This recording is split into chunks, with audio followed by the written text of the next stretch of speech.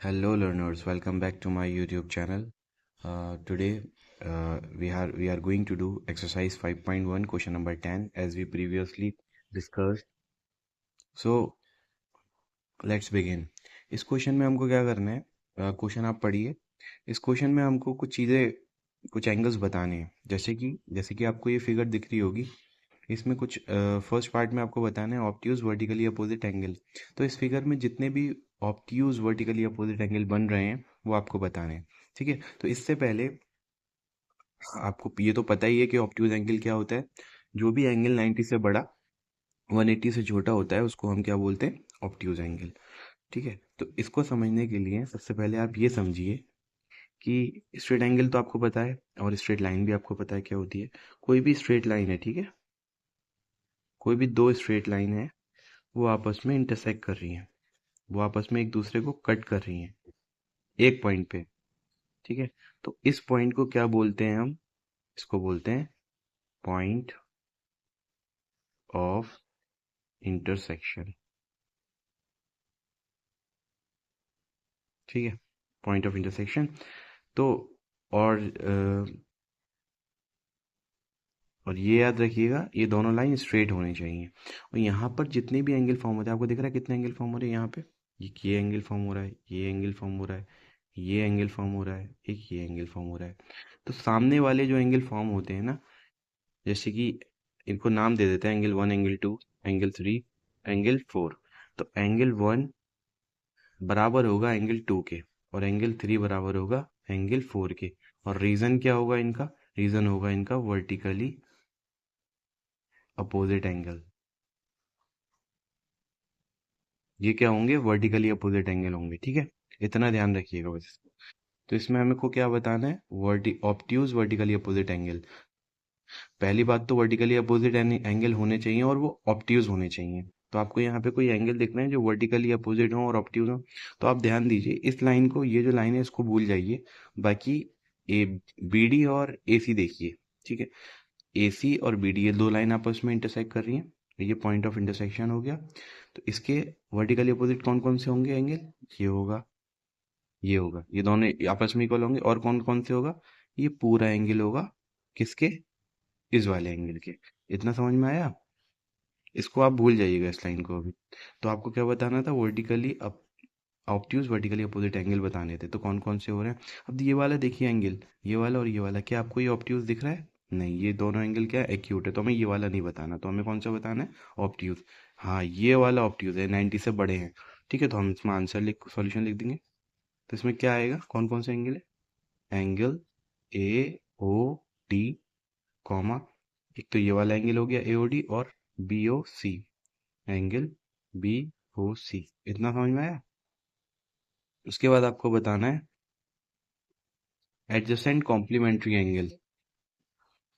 Adjacent complementary angles कैसे बताएंगे? सबसे पहले आपको पता होना चाहिए कि एडजेसेंट एंगल कौन से होते हैं और कॉम्प्लीमेंट्री एंगल कौन से होते हैं. तो सबसे पहले आपको प्रीवियस वीडियो अगर आपने देखी है तो आपको पता होगा कॉम्प्लीमेंट्री एंगल्स क्या होते हैं. कॉम्प्लीमेंट्री एंगल्स वो एंगल्स होते हैं जिन दो एंगल का मेजर कितना हो? 90 डिग्री हो. तो 90 डिग्री के दो ऐसे एंगल आपको ढूंढने हैं, दो जिनके मिल के 90 डिग्री बने और वो एडजेसेंट हो. तो एडजेसेंट कौन से एंगल होते हैं ये देख लीजिए आप कि एडजेसेंट कौन से होंगे.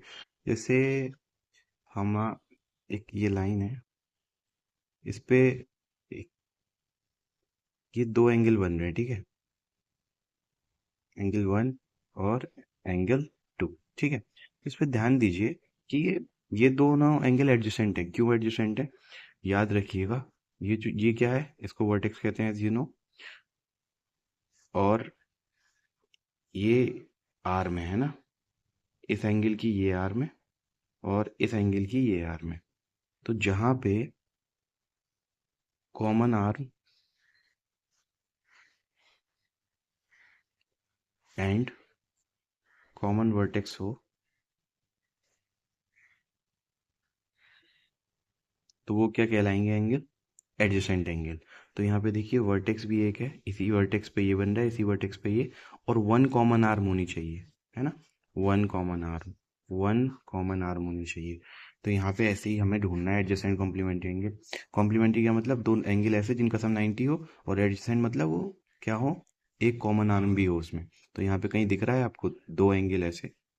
देखिए, हाँ, ये एंगल ए ओ ई, एक तो ये वाला एंगल हो गया, है ना, ये वाला एंगल इतना, और इसके बराबर वाला कौन सा एंगल है?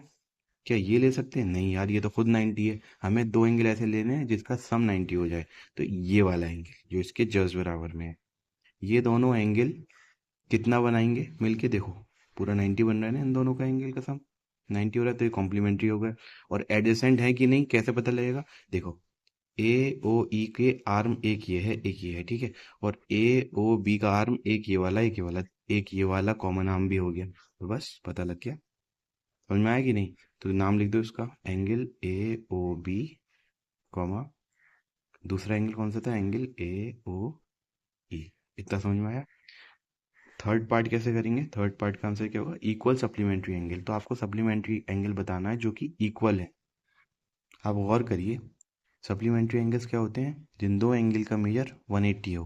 तो कोई दो एंगल ऐसे देखिए जो इक्वल भी हो और उनका मेजर 180 भी हो।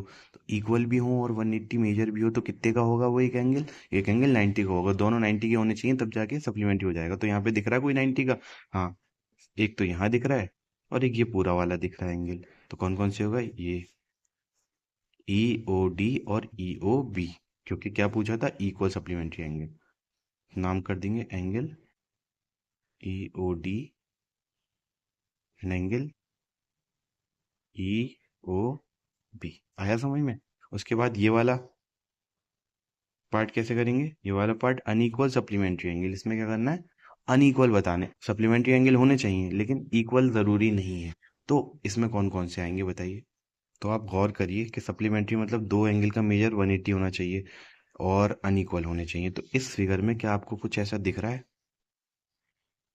देखिए, इसमें ई ओ ए, गौर से देखिए, ये वाली स्ट्रेट लाइन देखिएगा, ए ओ सी वाली, ये वाली स्ट्रेट लाइन पे दो एंगल ऐसे बन रहे हैं जो अनइक्वल भी हैं और अनइक्वल सप्लीमेंट्री हैं। तो ई ओ ए, एक ये वाला एंगल, ठीक है, और ई ओ सी एक ये वाला एंगल। गौर से देखिएगा, सारी लाइनों को हटा दीजिएगा। ये दोनों एंगल का सम कितना आएगा? 180। और ये क्या है? अनइक्वल भी है। ठीक है, नाम कर दीजिए इसका। क्या नाम हो गया? Angle A O E and angle E O C. आया समझ में?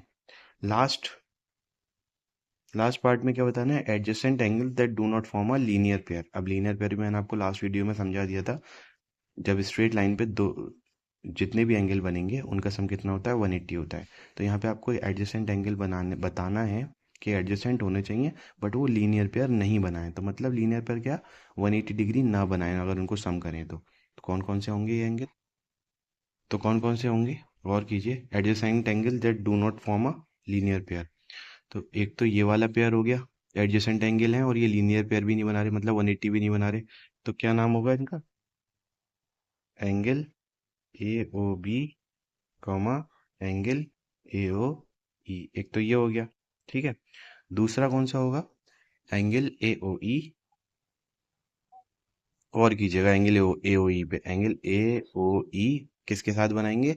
एंगल ई ओ डी के साथ, है ना। तो ये दोनों मिला के 180 भी नहीं हो रहा और एडजेसेंट भी है, comma angle E O D, ठीक है। और बन रहा है कि नहीं? हाँ, और बन रहा है सर। और कौन सा बन रहा है बेटा? बताइए। एंगल, अब ये वाला ही लीजिए, एंगल ई ओ डी किसके साथ? एंगल सी ओ डी के। ये दोनों का सम भी 180 नहीं हो रहा, ठीक है, और ये एडजेसेंट भी है। तो क्या हो जाएगा? Angle E O D, comma angle C O D. आई बात समझ में? तो इस क्वेश्चन के साथ इस पार्ट के साथ ये वाला क्वेश्चन ख़त्म होता है। क्या आपकी समझ में आया? अगर समझ में नहीं आया तो आप कमेंट्स करके बता भी सकते हैं, मैं दोबारा समझाने की कोशिश करूँगा। आई होप कि आपको समझ में आया होगा। So thanks for watching. We will meet in next video. Okay, thank you.